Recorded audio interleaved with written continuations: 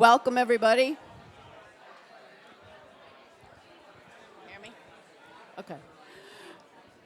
It is my great pleasure to welcome everybody here to the Tim Distinguished Scholar Lunch.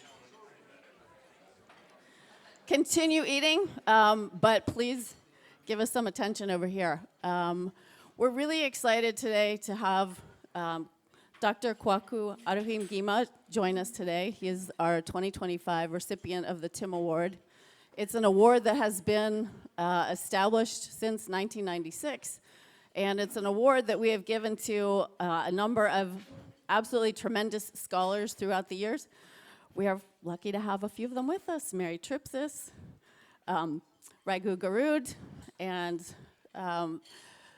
this year we wanted to step back and take a look at how we think about impact and service to the field. Everybody who has received it before has had tremendous impact through their intellectual contributions, mentoring doctoral students, helping to build up the academy.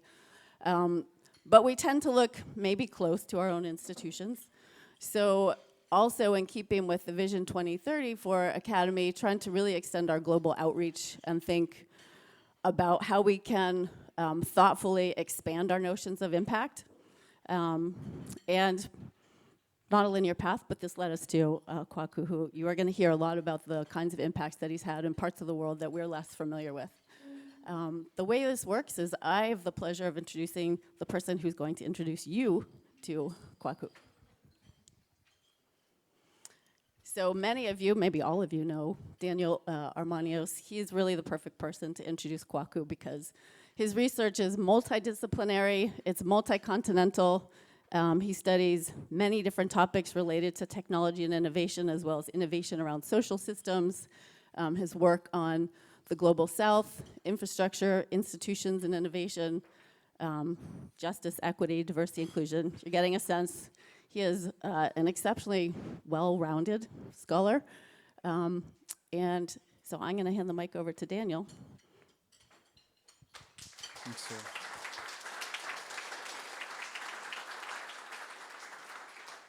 After that very kind introduction, I'm only destined to disappoint at this point. No.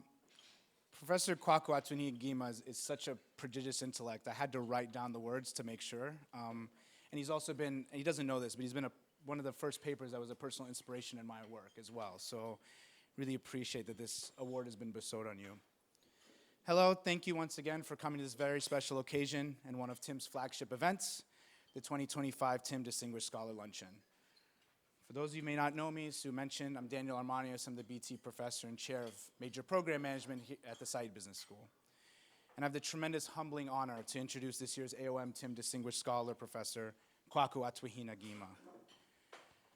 Kwaku is the embodiment of what happens when a scholar has the courage and audacity to fit the mold, not fit the mold, but to create it. To find the path, not to find the path, but to trailblaze it. His extraordinary global journey begins in his home country of Ghana, where he was the only child of 15 to receive a formal education. After receiving a Bachelor's of Science in Business Administration from the University of Ghana, his prodigious intellect would eventually land him in Australia, where he would complete his Master's of Commerce and Marketing at the University of New South Wales and his PhD in Marketing and Innovation at the University of Wollongong, also in New South Wales. After a brief stint as a senior lecturer in Wollongong, he would find himself in China, where he would spend much of his faculty career. He would quickly rise the ranks from associate professor to professor at the City University of Hong Kong, where he would become the founding director for the Center for Innovation Management and Organizational Change, and later chair of the Department of Management. He would then move to China Europe International Business School, more commonly known as CIBS. There, he would build the school's first innovation management courses in the EMBA, MBA, and executive education programs, as well as convince the Dow Chemical Corporation to fund the Center for Marketing and Innovation, where he would serve as the center's founding director. He would also serve as a department head for the new marketing department at the school. His motherland would never be far from his mind and heart, and so this prodigal son would return back to Ghana. He first returned to create the startup strategy for CIBS' Africa campus in Accra, and implemented the strategy as its executive director. He then became founder, president, and distinguished professor of innovation marketing at the Nobel International Business University, or NiBS University, also in Accra, where he is today. Through his leadership, NiBS has become one of the most preeminent business schools in Africa, specializing in doctoral education for executives, and thereby magnifying the impact of business scholarship in Ghana, the African continent, and beyond. Kwaku's transcendental and transdisciplinary scholarly contributions embodies this multi-continental journey. I looked last on Google Scholar. I think he has about 30,000 plus citations. Kwaku's work greatly advanced our understanding of the role of market orientation on product innovation, or how firms use competitor and customer information to plan and implement product strategies for novelly addressing customer needs, and how such orientation influences the delicate balance between refining existing competencies and building new ones to advance further product innovations. To make these path-breaking insights, and how I've known his work, he pioneered new survey methodologies that widen our empirical abilities to understand these product innovation processes in the global South in ways that were better able to account for the rich institutional and socio-political features of these contexts. His efforts resulted in the creation of an entirely new nexus between marketing and innovation that produced several contributions across both domains. He has published not just in the top management and innovation journals, AMJ, Org Science, Management Science, Strategic Management Journal, and the like, but also in the top marketing journals, such as the Journal of Marketing, winning numerous accolades across both domains. Unsurprisingly, given his lasting impacts on both fields, he'd be the first African scholar to ever serve as the Journal of Marketing's editorial review board, as well as be an associate editor of the Journal of Product Innovation Management. Through this extraordinary journey across geographic and scholarly boundaries, Kwaku has inspired a generation of scholars to embrace disciplinary peripheries to deliver much-needed fundamental change to the core. I can think of no one whose very life story and scholarly journey so personifies and so exemplifies the breadth, depth, and spirit of exploration that is our TIM community. To close with a glimpse into Kwaku's lasting legacy to our field, I would leave you with a few words from those who know him best, his former doctoral student. His first doctoral student was Hyung Lee, who is the H. Joe Nelson III Professor of Management at the Jesse H. Jones Graduate School of Business at Rice University. He wished he was here, so he sent me some remarks to say on your behalf. And he writes, "Few people have had as profound an impact on my life as Professor Kwaku Atuahene-Gima. As my PhD advisor at City University of Hong Kong and a valued collaborator, his guidance helped me grow in ways I never anticipated, pushing me to elevate my research and expand my thinking. Beyond our professional relationship, Kwaku has offered unwavering personal support, sharing wisdom and encouragement both during the highs and lows. I'm truly grateful for his generosity as a mentor, his confidence in me when I needed it the most, and his kindness as a friend. Although I'm unable to attend the TIM Distinguished Scholar Awards ceremony in person due to my teaching commitments, it brings me great joy to see him receive this well-deserved recognition. Having experienced firsthand his dedication to our field and his lasting influence on those around him, I celebrate this special honor with deep appreciation. Congratulations, Kwaku, and thank you for everything." Without further ado, please join me in welcoming Professor Kwaku Atuahene-Gima.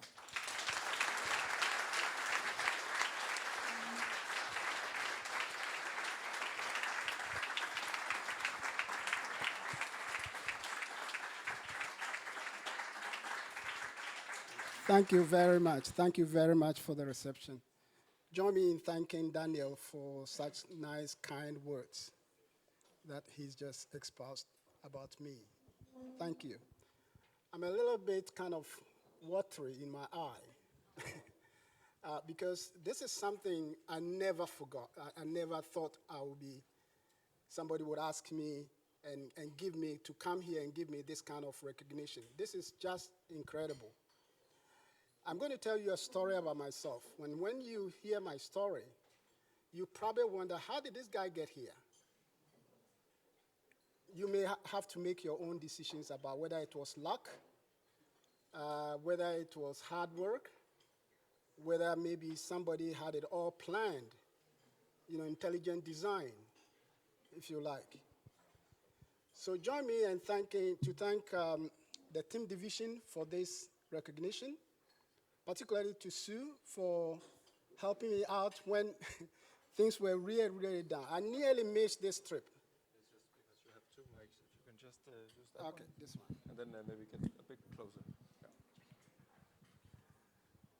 I nearly missed this trip because I had a bad experience in London 3 weeks ago when I went with my family for a holiday and I lost my hand luggage, including my passport, everything got missing. So we had to go back to Ghana with an emergency passport. And so this trip was going to probably not happen. But fortunately, that intelligent design guy I talked about kind of fixed everything for me, and I'm here on an emergency passport. Sue asked me to tell my story, and she was generous enough to give me some examples of stories that other recipients have told already. And when I listened to a few of them, I'm afraid you're not going to hear that kind of story from me. Their stories are so glamorous with great backgrounds and all that, but I don't have that. So in the end, you have to determine whether the nature of my story fits the mold that you guys have been hearing. My story is going to be messy, very ordinary. It's not glamorous. But I'm hopeful that in that ordinariness, you may find something very meaningful in a story, that kind of story. Like Daniel said, I'm just one of 15 kids to have gone beyond primary school. Now, in Ghana, this is not something that is strange, because the traditional Ghanaian, particularly Ashanti man, does not want to educate his girls, because girl education is, to them, not something that you have to spend your time on. And we were 3 boys. And out of the 3 boys, I'm the only one to have gone beyond the school. Now, the most important thing to note here is that I'm the eldest, the 4th child, but the eldest boy. And when you are the eldest boy in an Ashanti, in my culture, you have a big responsibility. And that responsibility is that you are supposed to look after your mom, not my dad, the husband, you know. I'm supposed to do that, right? And also the kids of your sisters, because we follow what we call a matrilineal inheritance system, that everything that happens to you have to come through your mother's blood. And you can be sure of the blood of your sister as the same. But the blood of your what do you call it? Yeah, your blood of your brothers and others may not be. But from your sister, if you're sure it's from your sister, then it's true, right? From your wife, you cannot be sure. So that is the kind of culture I grew up in. Now, I was lucky, I was a little bit smart, you know, at least in Ghana terms. So my father, the only thing that makes me happy is when he receives my exam results from the school. And he used to drink a little bit. So he would go out and insult all his friends and show my report. You know, that your kids are, you know, non-entities, they don't know anything. Look at my little son, right? So that is the only thing that got me through this kind of problem in terms of growing up. One day, I finished my secondary school, no, my primary school, and I've done what we call common entrance exam, which is to help you go to secondary school. And I was on the farm with my daddy, and when we came home, a friend of his, who was a lawyer or judge, you know, he used to get all these friends visiting, and when they are going, you have to put foodstuffs in their truck and their cars and all that, right? That's how he shows off. So he made a mistake and called me in and said, "Can you bring your school report?" So I brought it over, and the guy, the friend, looked at it and says, "This is October. Your child is so good. Why is he going to the farm and sitting here? October, everybody's in secondary school. So why are you keeping here, Kojo?" That's my father's name, Kojo. And all of a sudden, he says, "On Monday, I'm coming to pick him up with you, and we're taking him to Achinsua Secondary School to get admission for him." So that's how I got to secondary school, because my daddy probably never thought of that. Right? So I spent 5 years in Achirensia Secondary School. It's a village school. When I was in that school, of course, teachers kind of recognize people who are good and all that. So one day I got called by my English teacher to his home on campus. And he told me, there is an association called American Field Service. How many of you know AFS? You know AFS? You've been on AFS? You did? You're my sister, right? Okay, so he told me about AFS, and that they are having an essay competition. This is 1973 I'm talking about, right? They're having an essay competition, and the title is, Should the United Nations Be Abolished? And it's for secondary school students. And if you win, you'll be sent overseas. And being sent overseas in Ghana is a huge thing, even today. Talk back, 30 years ago, right? So that was huge. And he said, can you do this? You want to write? I said, fine, I'll try. I spent my whole time in the library, and I presented what I thought was a good essay. And I made 2 key points, I still remember. I criticized the Security Council for being too kind of a club that kind of dominates everything. And so I suggested that, first and foremost, they have to have a number of vetoes you can have in a year.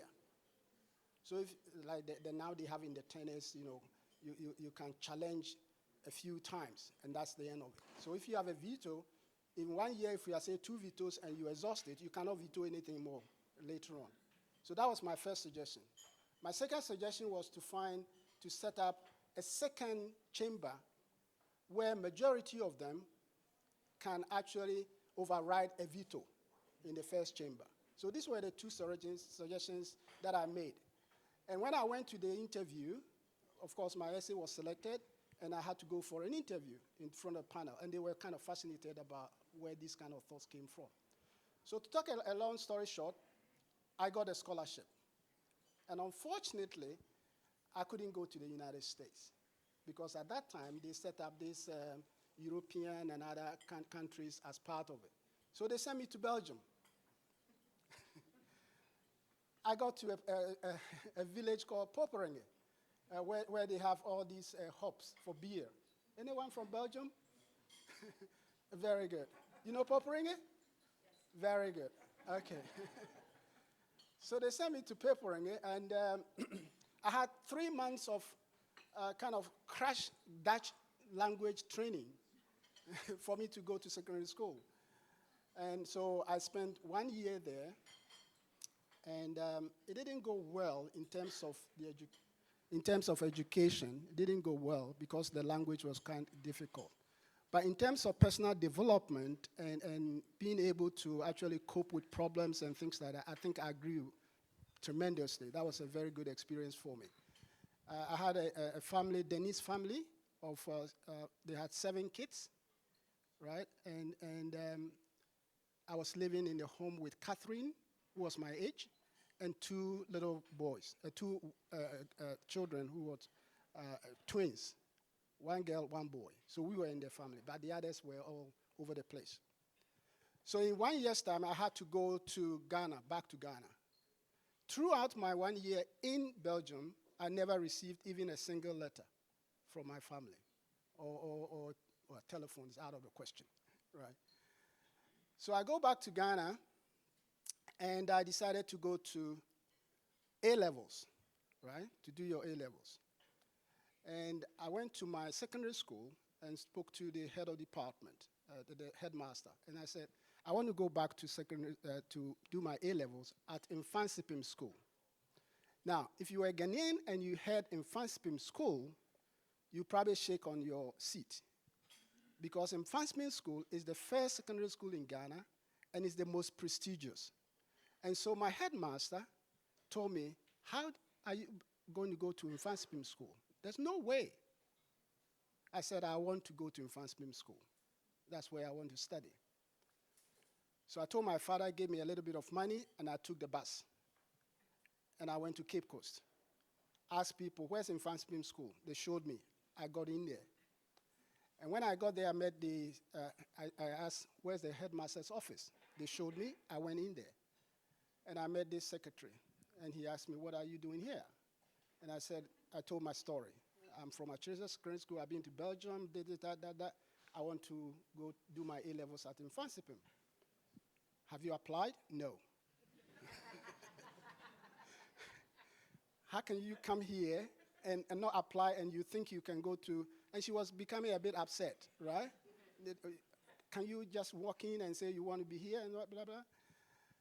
And I said, unfortunately, I couldn't apply because I was in Belgium. I just arrived, and I think I want to be at Infantspeem School. So I think she was going to send me out. But all of a sudden, intelligent design, remember? The door gets opened, and a guy comes out with a shirt and a little tie. Apparently, that was the headmaster. OK Money, that's the name. So he asked the secretary, what's going on? And then he said, look at him. He just dropped in and says he wants to come here. He hasn't applied. He hasn't done anything. So OK Money looked at me and said, come to my office. So I go in, and he asked me what the situation is. So I told the story that I've just told you. And I said, I want to really, really go to, University of Ghana, and I think Infantspeem School will help me get there.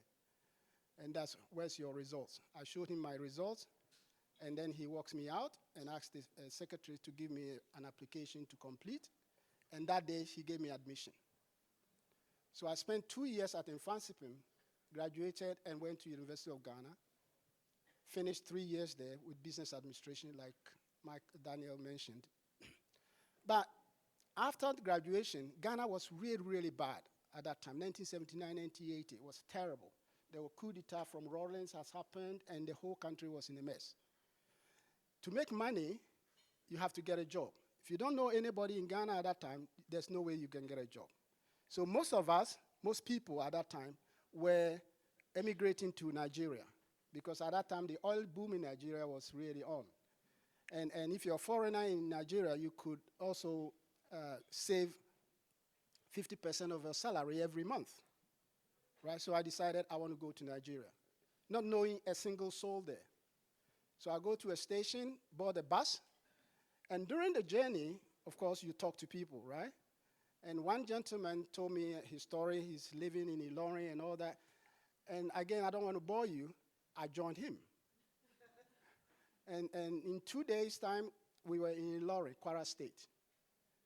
I lodged with him for about 1 week and then got my own place and then started looking for a job. Got a job with the Kwara State College of Technology to come and teach there. They gave me a job, and you know the reason why they gave me a job? They gave me a job because they wanted me to teach something nobody is able to teach, and that was purchasing and supply. Can you teach that? I said, yes, I will learn to teach it. So Mr. Oshubumi, that's the head of department, gave me this task.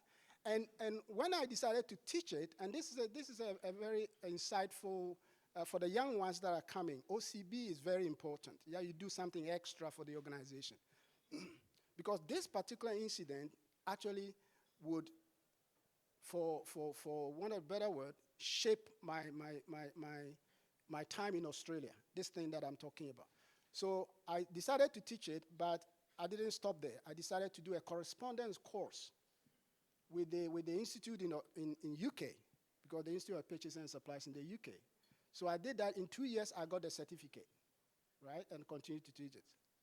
4 years later, I decided I want to go back to do my master's, University of Wales. I got an admission for that. And I've saved, 4 years, I've saved £6,000, and that was big money at that time, right? So I went to Lagos to get my visa. And I decided to get a visa for Belgium so that I can see my family before I go to England. So I went to the Belgian embassy, got a visa, stamped in my passport. I got to British High Commission, and I also got a visa for my student to go and study. So I got a student passport. When I got out of the British embassy, I saw Australian embassy right there. And something tells me, and in that something tells me, go and get a visa. So I walk in there, and the lady, the receptionist says, why are you here? I said, I want a visa to go to Australia. And he says, for what reason? I said, well, you see, I'm going to Belgium, visit my family, and from there I would go to England to do my master's degree. You see all the visas in my passport. But I have friends in Sydney. I want to visit them before then I can come back and go. He just looked at me. Are you fibbing or something? I said, no, I have friends really in Sydney, and I want to visit them. So he called somebody and says, go and see him. So when I got, the guy asked me a few questions, and I showed him my passport, everything in there. So they stick, what do you call it? At that time, visa is not stamped. It's actually a sticker. So they stick that to my passport, say 2 weeks, right into my passport. Now, if you're an Australian immigration officer here, don't don't take notes. Because I had only 2 weeks visa, and I ended up spending 9 years, right? So I flew to Belgium, and one day we were at Sofia. Sofia is our kind of the family's summer hut. So we were at Sofia in Poperinge, and it was September 1985, and it was quite cold.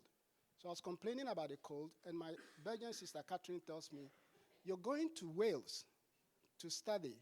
You're going to live in Wales, and you're complaining about cold in September in Belgium. You're going to freeze to death. So if you want a good country to go to, then go to Australia, because I've been to Brisbane, and the weather there is like Africa. And all of a sudden, I remember my Australian visa, right? So the plans changed. 21st October, I landed in Sydney without knowing any soul in the country. So I got out, and I asked a policeman, after spending maybe 30 minutes, kind of judging my bearings and everything. So I called the policeman, and I said, can you show me where black people are?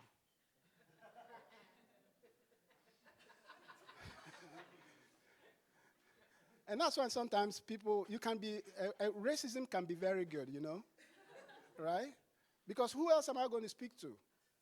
So I asked, can you show me where black people are? So he told me, go to this suburb called Redfern. If you know Australia, Redfern is kind of populated at that time by the Aborigines, majority of them, right?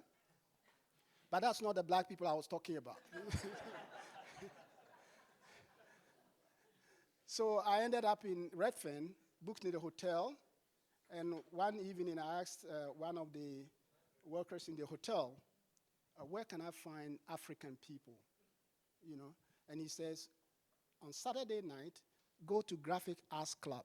When you go there, you see a lot of Africans there. So I did that. And now I see my fellow Africans, right? Who now start to help me out to find a flat and all those kind of stuff. Now, I need a job and also to potentially study. But I got 2 weeks visa, right? So how do I do this? So I took a newspaper, and one day, I think the third day or fourth day, I saw an advert for an inventory controller from Wellcome Australia, which is a pharmaceutical company. So I go there, and I meet the training manager called Gary Greenhalgh.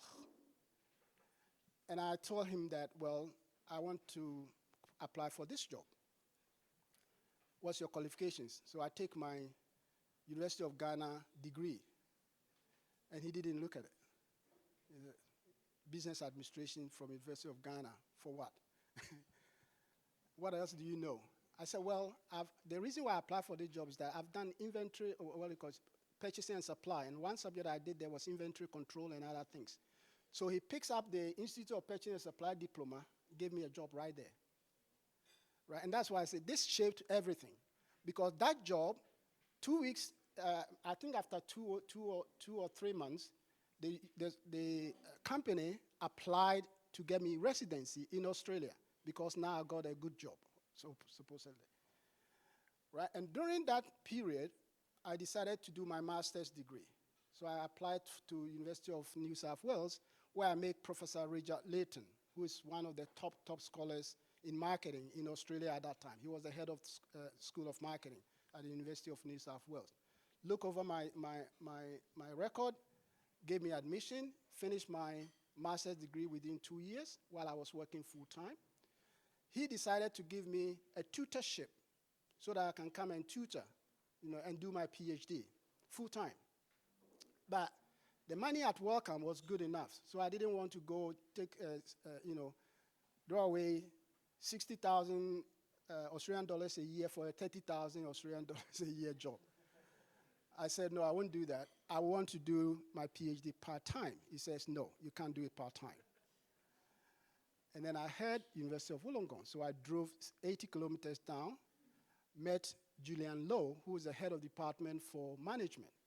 And he says, well, I would admit you to do it part-time only if, one thing, you have to do it on technology licensing. That has to be your topic. If you want to do that, you're in. If you don't want to do that, you're out. I said, I want to do it. Now, again, this is a story I tell my students, and that sometimes for a PhD, depending on your circumstances, do something to get the training, and then pivot immediately you finish, right? And if you see my record, I think I published a few things during my few years of my academic career in technology licensing, and then I pivoted to do something that I really want, which is marketing and innovation. Now, but the most important thing to remember is that during this period at Wellcome, the work I was doing shaped all my thinking about the subsequent research that I did in my PhD, right? Luckily, my job involved technology licensing because I was licensing technologies from Japan, chemical entities. This is a medical organization, right? Pharmaceutical. Now, how did I get to do this? And that's a very, very important episode in my life. Because the policy in Wellcome Australia was that if an internal job becomes available, an internal candidate has to be interviewed, right? That was the policy. But unfortunately, I saw a job, product manager's job available at the consumer division of the pharmaceutical company, and I applied for it. And Michael Mead, who was a colleague of mine, we were both teaching part-time at the University of Western Sydney during that period. He was the kind of director for the consumer division, right? And he asked me to go through the consulting agency, the recruitment agency, which is against the policy, right? I said, fine, I'll do that. I applied through the employment agency. They shortlisted me and 2 other guys for interview with the company. Michael told me that I've been shortlisted. I said, fine. So I waited for interview. I never got it. And the next thing I saw was the job had been re-advertised. So I went to see one colleague of mine called Johnson, who was the sales manager, and told me about this. And he said, well, this is over me. You have to go to the CEO for this. So I walked over to the CEO and told him about this. And he said, leave that with me. I'll deal with it. Now, fortunately for me, I didn't hear anything until 2 weeks later. I got a letter giving me the product manager's job. But this time, in the ethical division, which is where the prescription drugs, right? Ethical division, rather than the consumer division, because he didn't want me to work under Michael. Now I'm working under Abrahamson, who is the director for ethical division. Now, during that period, now I have to learn medical terms and all that. I'm a marketing guy, so I have to read medical journals in order to try to develop strategies for marketing ethical products or prescription products. But I did that. And there, I knew 2 things. One is marketing is not marketing that they teach us in school, right? Because what I learned at the University of New South Wales was not helping me to do that job. You need a dose of innovation. Try to understand R&D and all those kind of stuff. before you can actually develop strategies for ethical products. Products like Zovirax for herpes, Zaloprim for what do you call it, gout, angina for angine. All those kind of products, you need strong understanding of medical terms and R&D to be able to develop strategies for that. So that is where the idea of marketing nexus with innovation came to me. So after this journey, I decided then to do the PhD at Wollongong. So I started driving every evening, Friday evening to Wollongong, and then coming back on Sunday evening. I had a girlfriend, Australian girlfriend, who I lived with, Karen. One evening, when I came back from Wollongong, I saw the flat empty. Kind of, you're dazed, something like that, because things seem to be missing, right? And then I went to the bedroom, and I saw a white envelope there, and I picked it up, I opened it, and it says, go and marry your PhD. Ouch.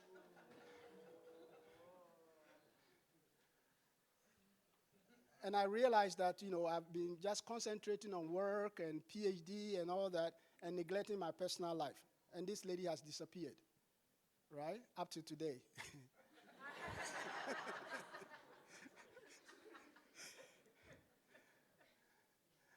So I decided, well, either I do the welcome job full-time or I do the PhD full-time. So what are you going to do? So I decided, why don't I look for a job as an academic? Because I've already been teaching part-time anyway. So luckily, I got a job at QUT, Queensland University of Technology. I go there for 6 months, and my supervisor at Wollongong gives me a lecturer job, so I quit. And then came back to Wollongong. And then I stayed there, finished my PhD, and the whole thing is the story. Now, the day I graduated, I met a woman, Chinese woman, who has also graduated with her master's degree in HR. She called me to take a picture with me, and after that, called me for breakfast or for lunch or something like that, and then it started. Now, that's a wrong move. In the end, I ended up marrying that woman, but it was a disaster. For the young ones, never pick a lady or a guy on your graduation day. Right? Because you are so happy about graduating, go to right? You're so happy, all your mental faculties are all blurred. Right? So you're not thinking straight. And my mistake was that even when I decided, maybe after the hangover of the graduation has happened, I still continued to kind of be that frame of mind. I married her for 10 years, and that's the reason why I moved to Hong Kong, because she doesn't want to live in Australia. She has to live in China. So the best place for me to be was to go to Hong Kong. So I joined City University of Hong Kong. I spent 10 years there, and that is where my academic career really began. Because there you have money. The government, Hong Kong government provides good money for good projects, right? And the good thing is that when you got the money, you can hire your own research assistants who can become your PhD students. You can pay for everything, right? So I spent 10 years there, and that's where I started publishing and all that. But at that time, I forgot about this, Yeah. But at that time, publishing, now let me backtrack a bit, because when I was doing my doctorate, there was no sense of understanding of what the high top-tier journals are and things like that. All you do is just publish. So nobody told me that, well, they are ranked in journals, that you got all these journals, right? But when we get to Hong Kong, all of a sudden, the map has changed. If you want your career to be really a good career, these are the type of journals that you should target. Now, how do you target these journals?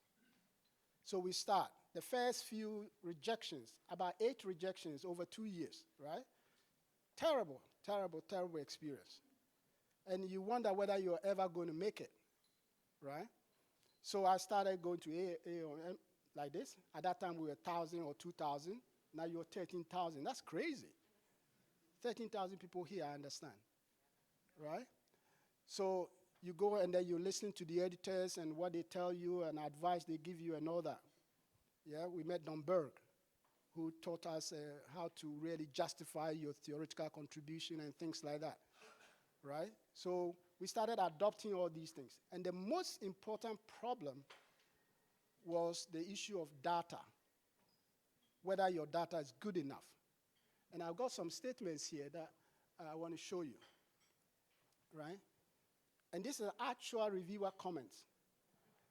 And lucky for me, when I was a bit successful with the publications in American journals, I was invited by AOM to speak about publishing in the US from outside US, right? Something like that. So I showed these notes are things that I prepared many, many years ago. It's on the web if you want to check it out. So the title of that talk was Publishing in Top-Tier Academic Journals, a Totally Different Perspective. that was the. And so if you look at this, what about the United States? The question is especially relevant because all previous studies were done in the United States and the results are conflicting. And what is really interesting is this one. This one here. Can you actually believe this data? The Chinese tend to say what they are told, not what the real situation is. I didn't know that.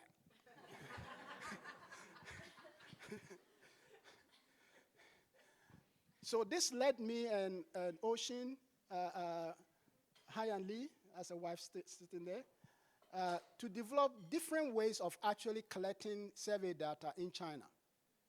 And one colleague of mine, we wrote something for a book published by, it's a strategy book, and talks about using survey research in strategy, whatever. You know, so these were problems that we were facing. Now, unfortunately, I think the situation still exists because yesterday I was here and I went to a session which was talking about writing for US journal with data from outside the US. So the same situation 25 years ago still exists in some ways, right? So fortunately for us, we were able to increasingly overcome some of these things and published quite a bit. Now, this quote, this thing here was an email I received from a student, a PhD student who's graduating, and he submitted an article to a journal. I won't tell you which journal it was. And this is the person's reaction to what was happening, right? And you can see that this person is calling the reviewer crazy and all those kind of stuff, right? So it was really a hard time for some of us who were writing from outside the United States. So one other session I attended was the David Stewart's talk about how to publish in the Journal of Marketing, particularly if you're publishing from outside the US. And this is what he told us. And actually, he wrote this also in the journal. Value-driven research bears the burden of making the case that the venue should matter for some important reason, and then demonstrate that the expected differences is present for the reason posited. This is a high hurdle, right? In other words, if you're writing from China and you say that what I found is because of China, you have to have a really, really strong theoretical reason to suggest this. Otherwise, you're rejected, right? Now, of course, because of their own insights and the teaching that they offered during this period, a lot of us were able to overcome this kind of problem and to have papers written to be accepted by, you know, AMJ, SMJ, all those kind of journals. Now, Don Berg helped us at that time a bit because this is the whole kind of thing that he used to talk about. How to argue that your contribution is valuable. is the content of the continuity immutable? All those kind of things he taught us. And this is during the AOM kind of meetings, right? So you learn, and this gentleman, I don't know, I've never met him, but if I meet him one day, I will prostrate, prostrate. Because when I spoke to him and he said, well, your next article, send it to me. Let me give you my comments, right? Just like that. And he did that. And luckily that paper was accepted, right? So sometimes if you're a young person, these editors and reviewers may be a little bit scary when you meet them. But please have the courage to talk to them. Some of them are really, really generous with their time and with their wisdom. Now, so now I'm in Hong Kong. One thing that happened to me in Hong Kong was that when you become a good researcher, you have to be very careful how you deal with people, particularly subordinates under you. Because I was head of the Department for City University's Department of Management for about 5 years. And during that time, you have to review people's work. And then you send your report to the university committee. So they have to decide whether they renew the contract or sack the person, right? I reviewed a gentleman's work, and now I have all these AMJs and marketing, Journal of Marketing stuff, So I critique, very, very strong critique of the guy's research. And the guy gets fired. And then he sues me for defamation at the High Court. If you are from Hong Kong, you probably heard this story. Yeah, this guy sues me at the High Court. And, the school says, well, you either settle or you take on the case yourself. But we have insurance for head of departments. So and the insurance money is about $70,000. We pay you that, and then you can either continue the case or you decide to settle. I said, I'm not settling. So you give me the money, I take the money. If I lose, I just take the next plane and fly to Africa. You can't get me, right?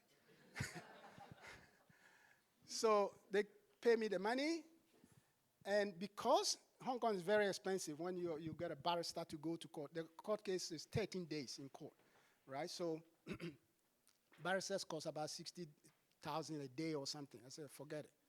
I told the lawyers, I'm going to do it myself. So I get a whole file of the case. I prepare for 3 months. I prepare this, and I study the law, defamation law, right? I read a little book called by Keith Evans at that time, and it teaches you how to interrogate a witness. And what to do when you get the witness to accept what you want to do. And it gives the advice that be very careful. The judge is experienced. They always know where they're going, where you're going with your questions. So when you get the witness in a corner, don't say anything more, because if you say anything more, that question and answer may get him out of there, right? So know when to stop, right? So I learned all that. And this guy has got about 12 witnesses, to show that he was a great researcher and all that and all that. Well, to cut a long story short, I sued him back for counter-defamation, right? So we have a 13-day court case in Hong Kong. It was all in the newspapers. Check it out. Now, to cut a long story short, I defended myself. I questioned every single witness throughout the entire 13 days. And lucky for me, I won my case, and he lost his case. So the judge offered me 200,000 Hong Kong dollars for defamation in my case, another 200,000 for him defaming me without any experience, and then my cost. Now, to make him feel a little bit better, I said, forget about the cost. Just pay me the offer the judge has said. So I got 400,000. The next thing I bought a nice Mercedes-Benz car.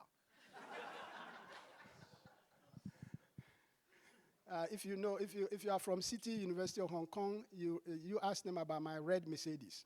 They will tell you. That was where I got the money. Okay, so after doing all this, I thought SIPS was great, good money, good school, and they decided to set up a campus in Africa. So I lobbied to set it up in Ghana. So they gave me the money. I went to do my research for 1 year, developed a strategy for it, and we set it up. So SIPS is now in Ghana with a campus there. But I got to a point and I said, well, sometimes you write and publish. In the end, what is going to happen? Yeah? Why don't you do something that would lead people to say, well, he did this physically, right? So I decided to set up a business school. And my idea was to set it up, focus on executives. Because we've been criticized many, many times that we neglect executive views in our research. Sometimes when we write, they don't even understand because we don't want to write for them or we are incapable of writing for them, things like that, right? So I asked myself, what if the executive has the capability to do the research themselves? Or to ask somebody to do it and then evaluate the results because he knows the research process, scientific method, and all that, right? So that was the kind of the idea behind setting up what I call Nobel International Business University. In Ghana, the law is that you cannot be a university, a new university cannot award a degree until 10 years after you're set up. So when you're set up, you have to be mentored by an established institution who then gives the degree to the students that you are teaching. So after 10 years, you then get the government presidential charter. Now you can award your own degree. We got ours last year. So before we were Nobel International Business School, now we are Nobel International Business University, or short NiBS University. So the key idea here is to help executives understand the research process, to be able to do their own research or to solicit research to be done for them and interpret and use the results. Because I believe strongly that no one can change Africa unless the executives themselves do so, right? People who are running governments, people who are running businesses and all that. Because they know in their day-to-day work what works and what does not work. And if they are able to do that and find solutions to African problems, you guys will not have problems, right? Sending money every time to us. You will not have problems, right? So that is why we set up the school. I got a list of some of the topics. Later, maybe in the conversation, I can tell you some of the topics that these executives are studying. But the most important thing to note is that we built this school all with our academic money. We didn't borrow, right? With the money that we earn from, teaching. Yeah. So these are some pictures that we have about the school. If one day you want to come to Africa and have a student exchange or visit or something, bring them to our school, right? This is an executive classroom, as you can see, right? So 2 things that I've learned in my life on this journey. One is you take risk. Anytime you have a new opportunity, a new environment, use that as an opportunity to move forward. And I give you kind of snippet stories that shows you that every time I have an opportunity, I take advantage of it and I move forward. The other thing is that humility and simplicity are critical, particularly if you're a budding academic. You know, in your writing, as I always say, you have to be humble and you have to be simple, right? But particularly also when you are a leader, like I am now, running a university. These kind of values are very, very important because when you're simple and you're humble, lots of people would like to help you do whatever you're doing. Yeah. Thank you very much for listening to me. Is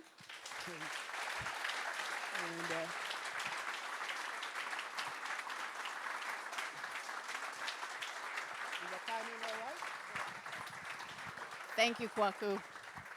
We have a little bit of time for question and answer. If anybody has questions, raise your hand. Suzanne will come to you with the microphone.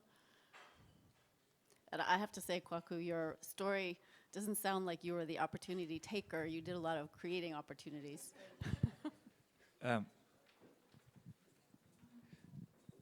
Thank you so much for a very, very inspiring story. And I love this first point about take the risks, but it turns out you've had this kind of protection from above and all the risky decisions were actually good decisions or not. Was there anything where you took a risky decision and it totally backfired, and how did you then cope with that decision? To be honest with you, I cannot think of any major decision that has backfired on me yet. Maybe something will happen very soon. You know, if you force me to do that, then what I would say is that my marriage was a disaster, right? Because that was a risk, you know, and that's the reason why I gave you. Because at that time, I think you're not thinking straight, right? And even after that, you still don't think straight, because you've been roped into something, you know, like almost like a black hole you can't get out, right? Until something really major happens. Because what actually happened for me to get out of it is that I saw that if I don't get a divorce, my daughter will suffer. Yeah, my daughter at that time was almost 4 or 5 years old. So I actually went to court in Hong Kong and argued for my daughter. And a Chinese judge gave me my daughter, right? And so I left with my daughter to Shanghai. So probably that's probably where, but, you know, I actually don't believe in all this intelligent design and all that, but in this case, I do. Yeah, because you know, what explains all these things about getting an Australian visa and all that kind of thing? There has to be something, right? Thank you. Hello, Alicia Main from Simon Fraser University. Really enjoyed your talk, thank you.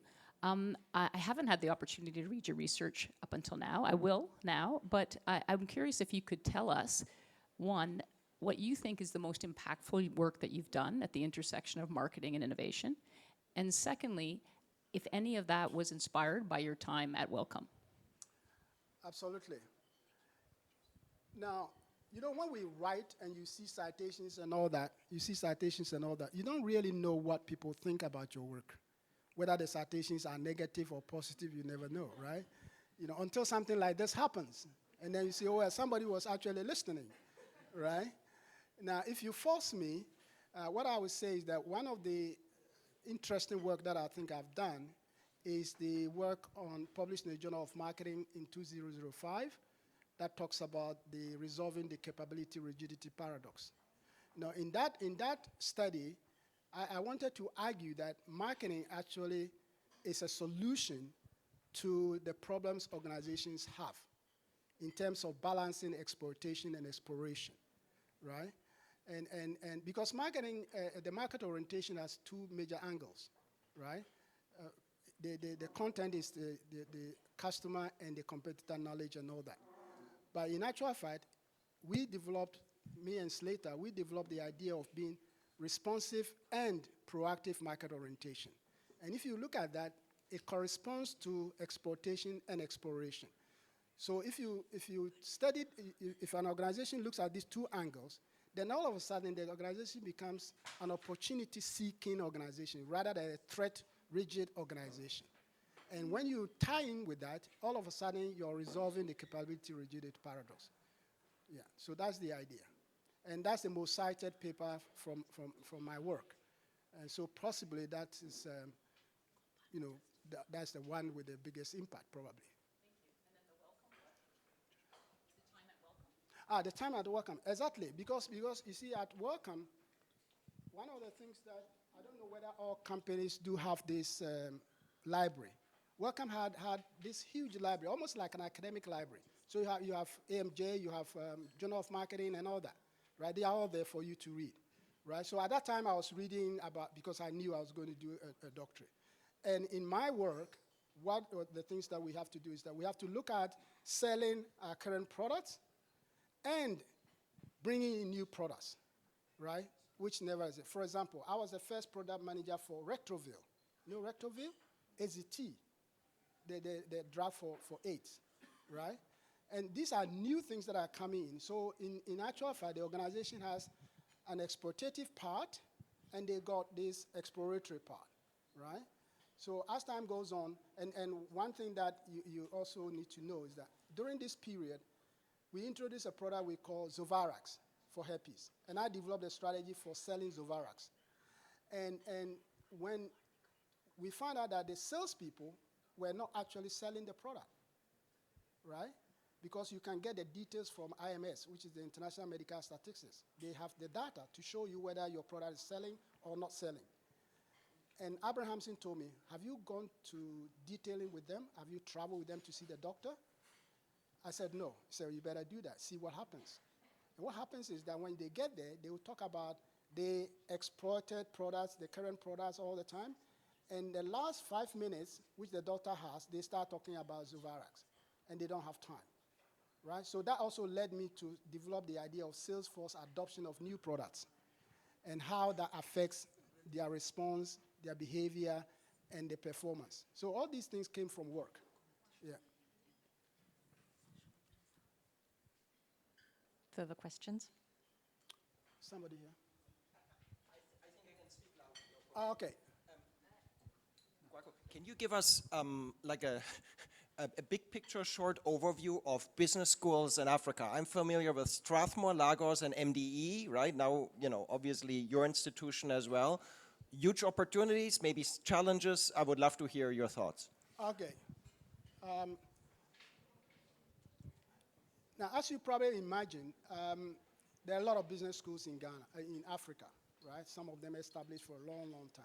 So if you want to, as an entrepreneur, if you want to get in, you have to be very unique, right? You know, so what we came up with, the idea we came up with is that we want to focus on executives. So we create a unique university for executives. And we also append the university model. Well, typically a university will start from undergraduate and da-da-da-da. So sometimes I say we are the first university in the world to start with a doctorate. If you have another one, tell me. But so far I haven't seen one, right? And we had a hard time getting that accepted by the accreditation bodies, right? But we did. So the idea was because you know Africa a bit, yeah? A lot of executives have problems and they want to actually study, right? So we created this school for them. And the way we organize it is purely executive friendly, right? The main challenge is that if you're going to do this, you have to have a totally different model and totally different idea about supervising a doctorate, right? You cannot supervise executives like you supervise, you know, a normal PhD student. You know, so for example, when you come to our school, one of the cardinal principles we have is our service promise. 14 days feedback to every student who submits work to us. 14 days, right? Now, there are big universities there, but they cannot copy this because their professors will go crazy, right? So the whole model is entirely different. You know, if you get a chance, I can talk to you a bit more about the nature of the models that we put up and all that. And it's very, very difficult for people to copy. Although people have started DBAs and all that since we started. But we have, as I speak now, before I left, we had 11 students from one local institution wanting to join us. 11 students. They've been there for about 4 years in their doctorate. Nothing is happening, so they switch because of the model that we have put up. Yeah.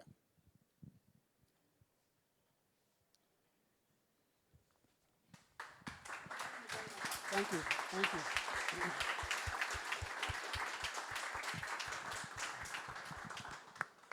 Kwaku, thank you so much for sharing your journey with us. It's an incredible tale of boundary spanning and creation of opportunities, and you've had such impact in many places. So the actual plaque version is being mailed to you, as you know. We'd like to officially acknowledge, this is a travel light.